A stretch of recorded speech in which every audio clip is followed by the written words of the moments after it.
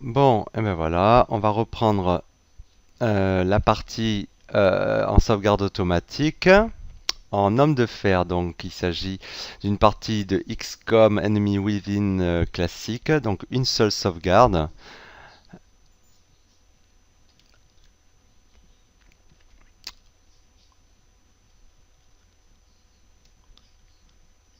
Voilà, donc j'en étais resté à une mission où il y avait des enlèvements. Alors le choix au niveau du site d'enlèvement est assez important puisque il faut quand même surveiller qu'il ne s'agit pas d'une mission située dans un pays avec un haut niveau de panique, donc en rouge. Là on le voit, le niveau de panique est quand même au minimum. Bon, ici de 2 quand même au Brésil. Donc il y a possibilité d'aller intervenir là-bas en voyant quand même la difficulté de la mission, sachant qu'on est à la deuxième mission de cette difficulté et que les premières missions sont quand même cruciales, hein. Alors moi, je vous cache pas, je pars quand même sur un a priori, c'est construire, bénéficier quand même le plus vite possible d'ingénieurs pour pouvoir fabriquer assez rapidement tout ce qui sera indispensable aux soldats, surtout en début de partie, voilà, sachant que les soldats sont très vulnérables et très fragiles et sans technologie avancée au départ, hein. Donc je vais quand même prendre Rio de Janeiro, Brésil, en difficulté modérée. Et sachant que si on réussit la mission, ben, ça permettra de baisser d'un cran le niveau de panique sur ce pays qui est quand même à 2, alors que les autres sont à 1. Donc on va partir sur le Brésil. Voilà, avec des soldats ben, que j'ai déjà personnalisés. Bon, on verra ça plus tard. Après, moi je reste quand même sur un équipement avec des grenades. Sachant que les grenades sont assez importantes au départ, puisque vos soldats ils tirent comme des truffes, hein, avec 25% en général en taux de réussite en visée. Donc les grenades sont quand même assez essentielles, voire cruciales, puisque voilà, il n'y a pas besoin d'un skill particulier suivant la classe de soldat pour lancer une grenade, hein.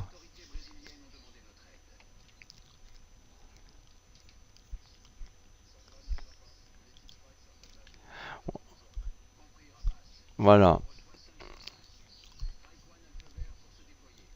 Bon, une map assez petite, hein, vous en rencontrerez des plus grandes. Bon, là on est en début de mission, donc effectivement.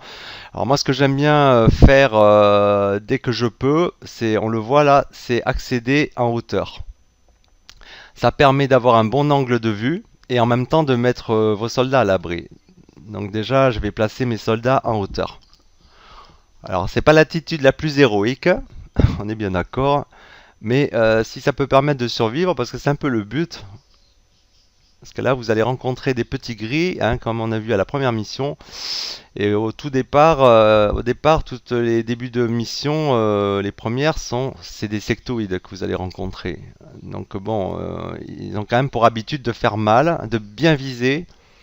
Et sachant que vos soldats n'ont de points de vie que voilà très limité, hein, c'est 6 points de vie, voilà, ça va très très vite quand vous prenez un coup de fusil, voilà, hein, par les sectoïdes.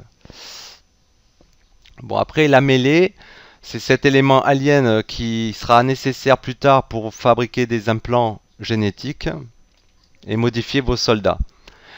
Alors, on va dire que pour moi, c'est un objectif secondaire en début de partie, hein, parce que déjà aller récupérer la mêlée en général qui est en terrain assez découvert, c'est un petit peu suicidaire, hein. Donc, si vous pouvez, ben, vous essayez de la récupérer, sinon vous la jouez prudemment, hein. Bon, on va se mettre en vigilance. Ça, c'est mon commando. Bon, on va quand même essayer. On va rester là, non. On va se mettre tous en vigilance.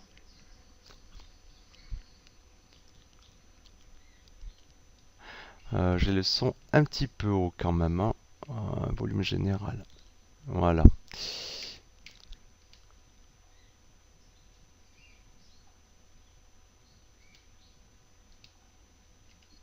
Voilà, c'était un peu fort.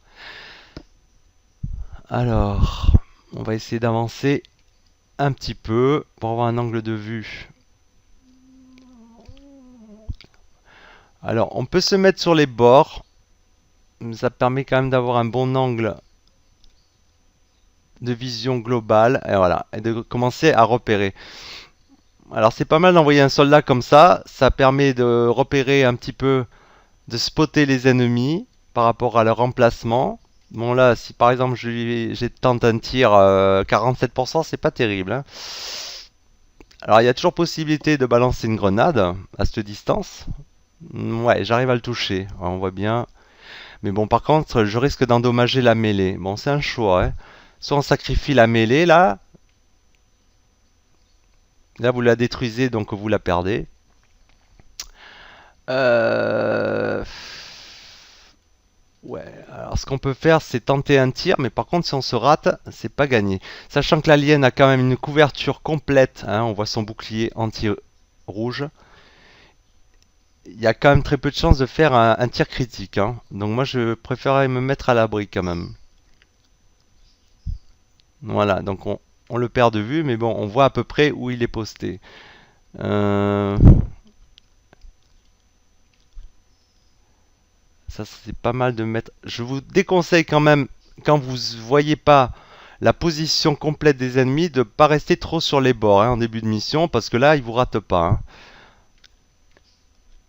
Donc c'est plutôt une position, on va dire, attentiste que j'adopte. Je mets quelques hommes en vigilance quand même, au cas où un alien essaierait de me contourner ou de grimper sur le toit au prochain tour. Et position défensive, bon, ça permet d'améliorer sa couverture, mais bon, par contre avec l'inconvénient de perdre voilà, la notion de surveillance. On voit pas si les ennemis se déplacent de la part de ces soldats qui sont en couverture. Là, vous voyez, il y en a un qui monte. Effectivement, c'est un petit vicieux lui, hein. Voilà, bah, il aurait pas dû. Bon, mais voilà, donc du coup, avoir gardé un soldat en vigilance, c'était pas mal. Alors le symbole que vous voyez là, l'espèce de, hein, de fumée de fluide, ça veut dire que l'autre, il y a un deuxième point de mêlée qui est dans la direction d'où ça partait. Pour l'instant, on va pas s'y intéresser, hein. Ce qui est intéressant déjà, c'est d'avancer prudemment, de voir les possibilités de récupérer la mêlée. Ben, il reste encore 3 tours pour la récupérer avant qu'elle ne s'auto-détruise. Là, j'ai 2 points de temps pour bouger mes soldats. Donc je peux en bouger un, le mettre en vigilance. Comme ça, il fera un tir automatique s'il a un ennemi qui bouge et qui est à sa portée. Euh, Celui-là, je peux essayer de spotter s'il n'y a pas des ennemis par là. Comme c'est un sniper, c'est pas mal de le mettre en vigilance. Ah, non, c'est vrai qu'il n'a pas encore la compétence de pouvoir tirer en vigilance, les snipers. Bon, ben, on va le mettre en couverture. Position défensive, donc.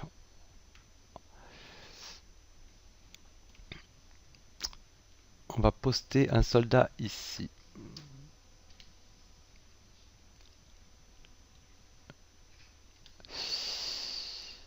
Euh,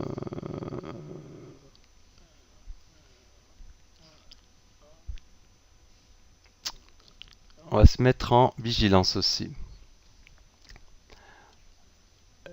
Mon commando, bon, je vais le laisser comme ça, hein, en supposant, je vais pas le faire tirer en vigilance au cas où il y aurait un ennemi. Par contre, je vais amener ce soldat, c'est le grenadier. Donc lui, il dispose d'un lance-roquette, ce qui est quand même assez intéressant, hein. Voilà, ça permet de détruire tout ce qui est décor destructible et de détruire la couverture des ennemis. Alors, on peut faire ça aussi à la grenade, hein, lance-roquette et grenade. Alors vous le verrez ultérieurement, c'est quand même essentiel, hein, dans ce jeu. La couverture, la notion de couverture est importante, que ce soit pour vos soldats ou par rapport aux ennemis. Allez, on va se mettre en position d'attente. Parce qu'en vigilance, même si le commando il tire, vu la portée de son fusil à pompe, ça donne pas grand chose de terrible. Allez, on passe le tour. Apparemment, il y a un petit alien qui est flanqué là-bas, hein. Ouais, on reconnaît bien le bruit caractéristique des sectoïdes. Ah ben voilà, il y a 2 sectoïdes qui arrivent. Bon, eux, ils se la jouent prudent aussi, hein. Ils ont vu que j'étais pas loin. Donc ils se sont mis hors de portée de vision. Donc je sais pas du tout où c'est qu'ils se sont cachés. Euh, Alors c'est un peu risqué là, hein. Moi, à la rigueur, je, je vais poster mon commando ici. Voilà, comme ça je spot les ennemis. Je vois à peu près où ils sont. Alors c'est important quand même de bien le mettre à couvert. Là, j'ai toujours mes deux actions possibles. Donc soit deux déplacements, ou alors un déplacement et suivi d'un tir, une action de tir, ou alors de vigilance, hein, comme vous voulez. Là, moi ce que je peux faire, c'est une première action ici, en gardant ma deuxième action, vu que j'ai spoté les deux, et sachant que j'ai encore une action pour tirer, avec un taux quand même de réussite pas mal. Ce qui est intéressant de voir, c'est que ces deux sectoïdes sont bien regroupés. Autant faire d'une pierre deux coups. Donc c'est de balancer une grenade qui, avec son rayon d'action, va pouvoir toucher le deuxième sectoïde. Voilà, donc se débarrasser des deux aliens d'un seul coup. Ah ça c'est pas mal ça, il est en lévitation le soldat. Et voilà. Donc on a réussi à se débarrasser de deux aliens d'un coup.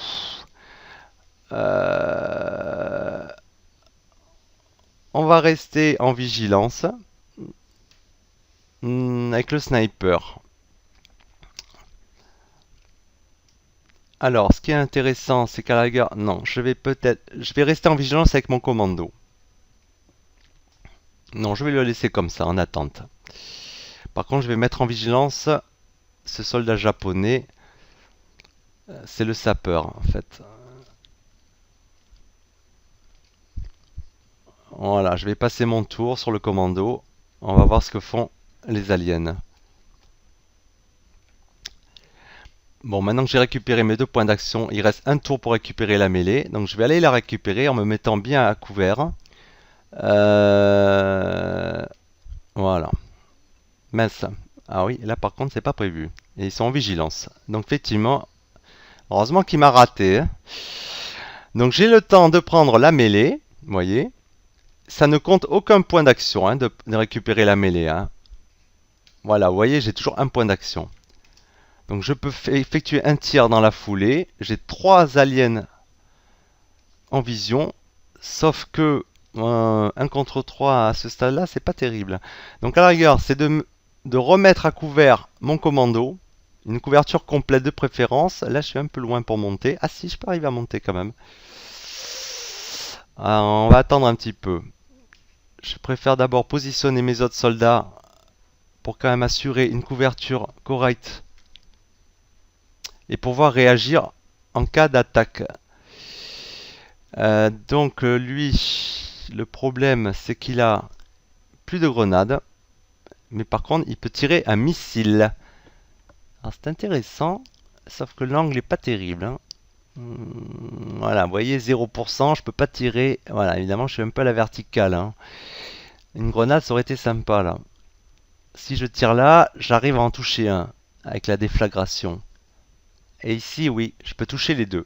Donc à la rigueur je vais utiliser mon grenadier. Sachant que la roquette quand même fait suffisamment de dégâts. Voilà. Bah vous voyez, ça enlève 6 points de vie quand même, hein. Sachant qu'ils en ont que 3, bah voilà, le calcul est vite fait, hein. Donc je peux amener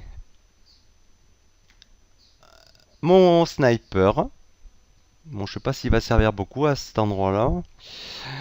Euh, Allez, on va amener ce soldat-là ici et profiter, voilà, qu'il soit bien à couvert et le mettre en état de vigilance. Comme ça, il va surveiller au cas où l'alien restant voudrait se déplacer, parce que là déjà l'angle de la grenade, si j'en lance une, j'arrive à détruire la caisse à côté, mais c'est pas très intéressant. Donc je vais me mettre en vigilance.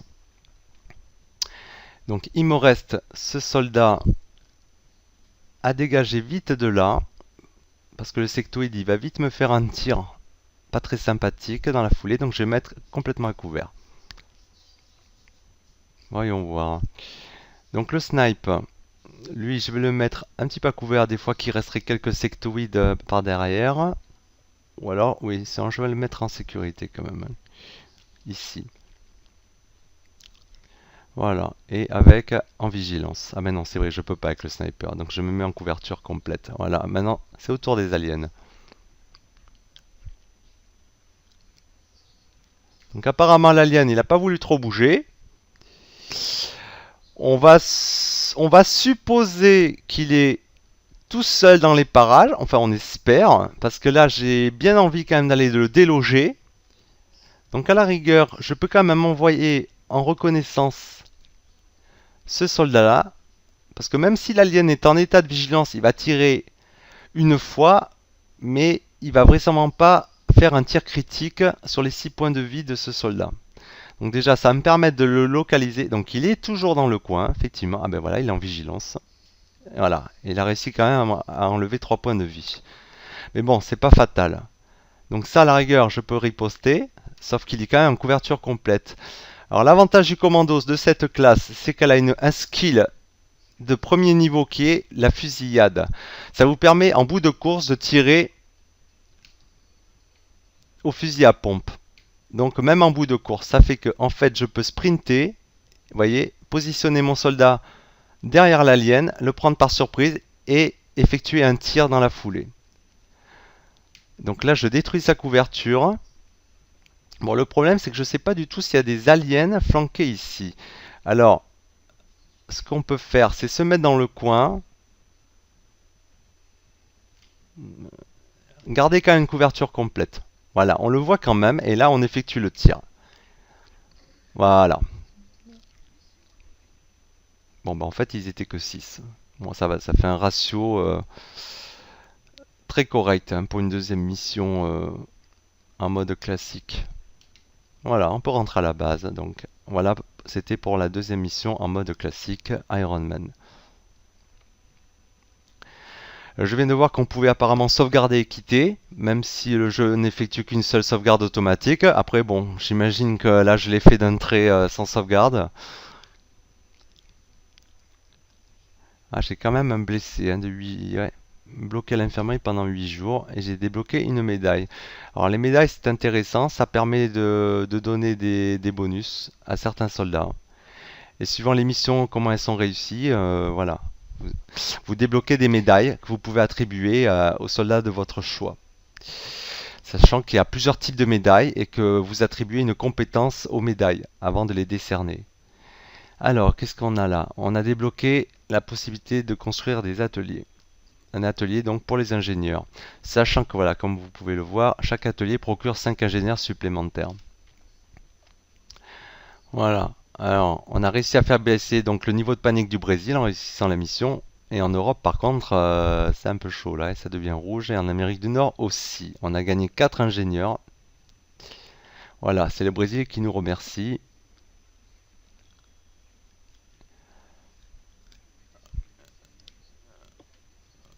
Voilà, hein, ici. Voilà, dans le menu caserne, voilà, on retrouve la médaille. Badge de combat urbain en l'occurrence. Donc on attribue un pouvoir, on a toujours deux choix, comme les skills des soldats. Donc soit on attribue un bonus de défense plus 5 pour vos soldats qui sont à couvert. Ça permet de mieux se protéger parce que les aliens, je peux vous dire que même quand vous êtes à couvert dans les modes de difficulté élevés, genre classique ou impossible, ils arrivent à tirer avec et vous toucher même avec une couverture complète, hein. Sinon, pareil pour eux, hein, on donne sur ce skill un avantage à vos soldats, on augmente la visée de plus 5 alors que vos ennemis sont complètement couverts, donc ça les met pas complètement à l'abri. C'est pas mal non plus quand on veut rester sur l'offensive. Bon, pour l'instant, moi j'ai pas arrêté encore de choix, je vais pas choisir encore d'attribuer la médaille. Et après, vous voyez qu'il y a possibilité de déverrouiller d'autres types de médailles. Voilà, on va vérifier l'état de mes soldats. Bon, ils n'ont pas encore upgradé. On a rendu. Donc pour construire votre base, voilà, vous allez dans installation ingénierie. Et là, vous pouvez construire plusieurs types de structures. Bon, c'est suivant les finances, hein. Là, j'ai de quoi construire juste un générateur. Mais sachant que ces générateurs fournissent de l'énergie indispensable à tous les autres types de structures. Donc plus vous construisez de structures, plus vous aurez besoin de sources d'énergie et donc de générateurs. Après, il faut assez anticiper. Là, on voit à l'écran en haut à droite que je dispose de 30 en énergie disponible et que j'en ai 22 consommés par les structures existantes. Donc j'ai encore un petit peu de recul, hein. J'ai encore 8, une structure qui peut utiliser 8 en énergie. Donc on peut temporiser, mais sachant quand même qu'il faudra un certain temps pour la construire. Donc voilà, il faut quand même anticiper les choses assez rapidement. Après, tout dépend où vous voulez mettre vos priorités, hein. Bon, là, j'ai mon satellite là, qui va arriver dans 19 jours. Alors, important, hein, la couverture satellite. Et j'ai mes soldats recrutés qui arrivent dans 2 jours. La recherche, ça donne 7 jours pour arriver à avancer au niveau des matériaux aliens. Donc, j'ai choisi ce projet par rapport à la défense des soldats. On va pouvoir commencer à faire des recherches au niveau de la protection des soldats, notamment les armures. Les fragments d'armes permettront d'avancer au niveau de la technologie des armes plus sophistiquées pour armer vos soldats, mais ça me semble un petit peu secondaire en début de partie, parce qu'il vaut mieux privilégier quand même la santé de vos soldats. Donc comme ils tirent comme des quiches, leur donner des armes plus sophistiquées au départ, c'est pas terrible. Voilà, donc pour l'instant on va sauvegarder, et ça sera tout pour cette deuxième mission. Voilà.